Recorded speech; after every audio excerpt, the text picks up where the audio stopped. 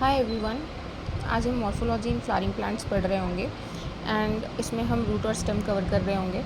So with in 10 minutes हम इसको complete करने की कोशिश करेंगे एंड इसको करने के बाद आपकी एनसीईआरटी टिल स्टेम तक क्लियर हो जाएगी। So let's get started. Morphology, morpho means external and logy means study of external features is called morphology. और यहाँ हम प्लांट्स की मॉर्फोलॉजी की बात करेंगे।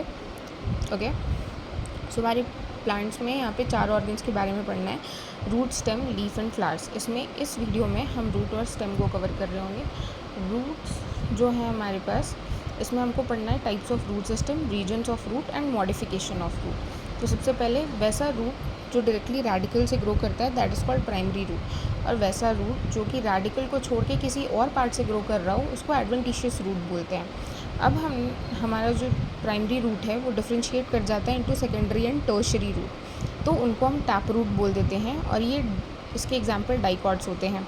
और इसमें हमारे एनसीईआरटी का जो एग्जांपल दे रखा है दैट इज़ मस्टर्ड, उसको याद करेंगे। The next one is primary root जब ख़त्म हो जाएगा and it is replace by large number of roots, वो भी स्टेम के बेस से, तो हम इसको फाइब्रस रूट बोल देते हैं। और इसका एग्जांपल होता है वीट। बेसिकली जितने भी मोनोकॉट्स होते हैं that lie under fibrous root. अब हम वैसे रूट की बात करें जो कि रेडिकल को छोड़ के किसी और पार्ट ऑफ दी प्लांट से ग्रो कर जाता है, that is called adventitious root. और ये ग्रास, मॉन्स्टेरा और बैनियन ट्री में देखने को मिलता है। Now moving on to regions of root. Root के रीजन्स के बारे में हम बात करेंगे। हमारे पास 3 रीजन्स होते हैं: the region of meristematic activity, region of elongation and region of maturation. Region of meristematic activity, meristematic से ही पता चल रहा है कि ये सेल डिवीजन का काम कर रहा होगा। अब इसकी वॉल्स जो होती हैं वो थिन होती हैं और इसका प्रोटोप्लाज्म डेंस होता है। यही रीजन ऑफ मेरिस्टेमेटिक एक्टिविटी के जस्ट नीचे हमारे पास रूट कैप होता है। ये रूट कैप बेसिकली प्रोटेक्शन का काम करता है। कैसे? जब हमारा रूट सॉइल के अंदर जाके पेनिट्रेट करता है तो उसको कोई नुकसान ना पहुँचे, तो वो रूट कैप उस समय प्रोटेक्शन प्रोवाइड कर रहा होता है उससे उसको। Next is region of elongation. Region of elongation roots को एलोंगेट कराने के काम में आता है। एंड रीजन ऑफ मैच्योरेशन में जो एपिडोमल सेल्स होते हैं हमारे, वो रूट हेयर बनाते हैं। और इन रूट हेयर का काम होता है absorption of water and minerals from the soil.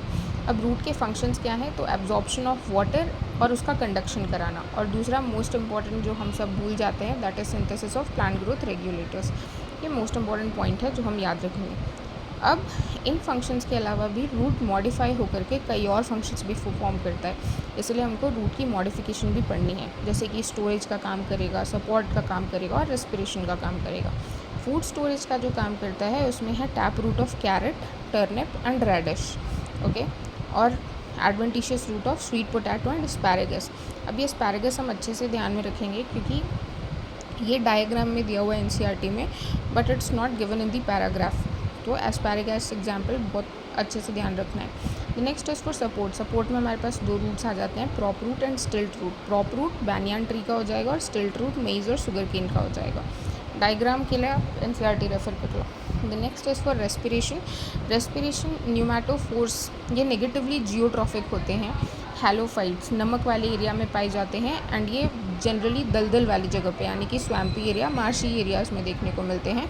और इसका एग्जांपल है राइजोफोरा। मोस्ट इंपॉर्टेंट पीवाईक्यूज़ में बहुत बार पूछा जा चुका है ये, तो ये याद रखें। और हाँ, रीजन ऑफ मैच्योरेशन, ये पूछा गया था कि रूट हेयर्स कहाँ से अराइज करते हैं। सो याद रखना है कि रीजन ऑफ मैच्योरेशन के एपिडोमल सेल से अराइज कर रहे होते हैं। This is also asked in PYQ. Pneumatophores तो बहुत इंपॉर्टेंट है, पीवाईक्यूज़ में बहुत बार पूछा जा चुका है। Roots over guys, now moving on to stem. Stem जो होता है वो प्लूम्यूल ऑफ द एम्ब्रियो से डेवलप करता है और इसका फंक्शन है conduction of water and minerals. अब स्टेम में हमको इसके स्ट्रक्चर और इसके मॉडिफिकेशन के बारे में पढ़ना है। अगर हम स्ट्रक्चर की बात करें तो स्टेम कुछ ऐसे स्ट्रक्चर का होता है जिस 2 डंडे के बीच में जो स्पेसेस दिख रहे हैं ना, दिस इज कॉल्ड नोड। और 2 नोड के बीच के डिस्टेंस को हम इंटरनोड या स्पेस को हम इंटरनोड बोल देते हैं। और नोड से जो बड अराइज कर रही होती है that is called axillary bud. Okay, अब इसकी मॉडिफिकेशन की बात करेंगे। इसकी 3 मॉडिफिकेशंस हैं: underground modification, sub aerial and aerial modification. Underground modification में हमारे पास 4 चीज़ें हैं: tuber, rhizome, corm and bulb. Tuber में हमारे पास पोटैटो आ जाता है, राइजोम में जिंजर और बनाना, कॉर्म में कोलोकेसिया एंड बल्ब में गार्लिक अनियन आ जाएगा।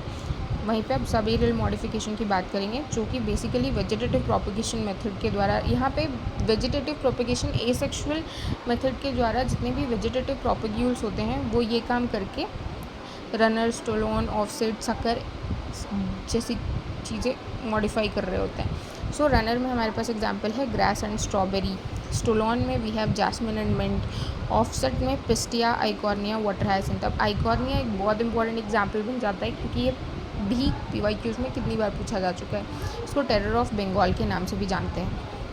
सकर में हमारे पास पाइनएप्पल, क्रिजेंथेमम और बनाना है। Next moving on to aerial modification, यहाँ पे एक्सिलरी बड जो था ना, जो हमने स्टेम के लिए एक्सिलरी बड पढ़ा था, वो मॉडिफाई कर जाता है इनटू टेंड्रिल्स एंड थॉर्न्स।